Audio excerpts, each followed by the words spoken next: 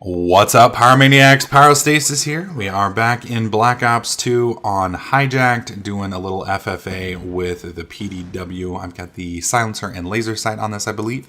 And we're getting close to finishing up this weapon. I think I've got maybe one or two more gameplays before we're done with it, depending on how my games go.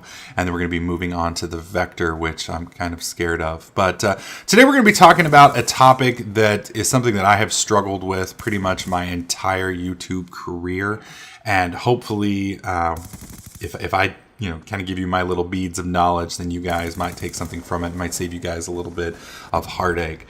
But today what we're going to be talking about is pacing yourself. You might also want to call it consistency. I don't know how you want to look at it, but YouTube is one of those things that when you first start, you're all excited. I'm going to be the next big, Husky or Day 9 or White Boy 7th Street, X-Jaws, Fearcrats, whatever, whoever the people that you're targeting for your role models, so to speak, are. And when you get into it, at first you think, okay, I've got to get content out. I got to get content out. I got to get so much of this. I got so much of that, I know when I first started with my first channel, during that first couple months, I was putting out as many as like 6 to 7 videos a day sometimes. I think the first 9 months of my YouTube career, when I pulled up the statistics, I was averaging 3 videos a day. I have almost 1,200 videos now, and I've been at it for a little over a year, so that kind of gives you an idea. And a lot of that, I think the last like 6 or 7 months or so, I've kind of down dropped it to 1 video a day. I mean, occasionally, if I'm doing like tips and tricks and something along those lines, you'll get some more spam. Or if I'm doing something special, you might see a little bit more. But, 1 clip a day for the moment seems to be my sweet spot. And why do I do that? Why did I go from 7 to 1? What was the logic behind that? What made me get there? Well, YouTube is one of those things that you don't have a set benchmark for. You don't have a roadmap. You're going to be figuring all of this out on your own. There's no boss other than you. There's no real. I mean, there's sort of some set standards, but the standards they're kind of loose and they're basically in people's heads. So, and it's your channel. You can kind of do it how you want. So what that eventually means is there is diminishing returns on the amount of time that you spend on YouTube to an extent. So let's say, you spend 2 hours a day. For that 2 hours a day, you're going to see, maybe 100% growth or 100% view, or I don't know. It's hard to put into words, but basically you're going to get full value for the time spent. And then let's say by the time you've got 4 hours, you're only getting 80% value. And then by the time you're at 6 or 8 hours, you're down to like 20% value. So the more time you spend on it, the less you get out of it. And by that, I mean, the less subscribers, the less views, et cetera, et cetera. I mean, you're still getting a gain for it. So it's still a net win. But, at the same time, you're working yourself retardedly crazy for a very, very small benefit that, you may not even really notice.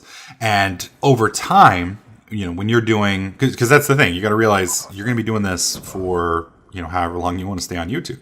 So, if you're like me and you're putting in 60 hours a week every day or every week for, a year and a half, 2 years, you're going to get to the point sooner or later where you're going to burn out. And even I have, occasionally, it's like, man, I need a day today. And it's hard because, when you get into this, YouTube kind of becomes, it's even more than a job, because with a job, most of us that have real jobs don't want to go to your real job. It's not your sole driving force. It's not something that, you think about when you wake up and the last thing you think about when you go to bed. I mean, YouTube's almost like a marriage. You are invested on a level that, is really deep. It's really emotional, and, it can really affect your mood. And, sometimes you wake up and it's like, I'm not feeling it today. I need to take a day off. And it's hard to work those in, but it's critical that you do, because, number one, if you're in a good mood, people are going to be able to tell. If you're in a bad mood, people are going to be able to tell. When I worked in a call center doing tech support, one of my bosses or my supervisors used to say, they can hear the smile in your voice. And it's totally true. If you hate what you're doing, people are going to know like that. And it's going to come off in your commentary. It's going to come off in your retention, and everybody's going to, notice it. So give yourself a break every once in a while. There's nothing wrong with it. You may feel like you're betraying people, but in all honesty, you're doing them a favor because they're going to appreciate the content better when you're fresh, when you're enjoying it, et cetera, et cetera. And on the same flip side, set yourself a schedule. For me, this is very hard because naturally I don't do schedules. But, the more I get closer and closer to running a schedule, and it's a daily battle for me, the better I feel because, it's like, all right, well, I'm streaming here, I'm doing Skyrim here, I'm doing Minecraft here. And then, I've got 2 or 3 hours to do what I want. And that's the critical thing, is leaving enough time for you to do what you want to do.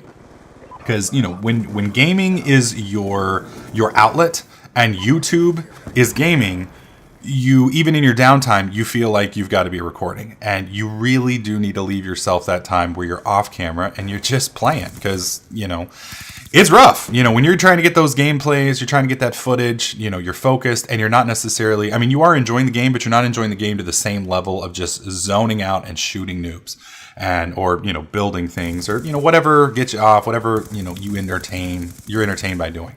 So I guess that's just what I'm trying to say is, it's not a sprint, it's a marathon. You're going to be doing this for the long term.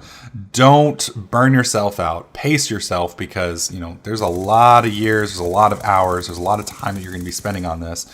And there's no reason to, tire yourself out and kill yourself at the beginning of the sprint, because the beginning of the sprint's kind of not really the part that matters. It's towards the end or towards the late game that you're really going to see the dividends paid. So pace yourself, come up with a schedule, make sure you leave enough time for personal fun, personal downtime, take a break occasionally, and it will really help you out. So let me know what you guys think about this in the comments section below. Am I crazy or can you identify with this? Let me know what you guys think down there. As always, if you liked the video, click the like button. Make sure you subscribe, and I'll catch you guys in the next clip.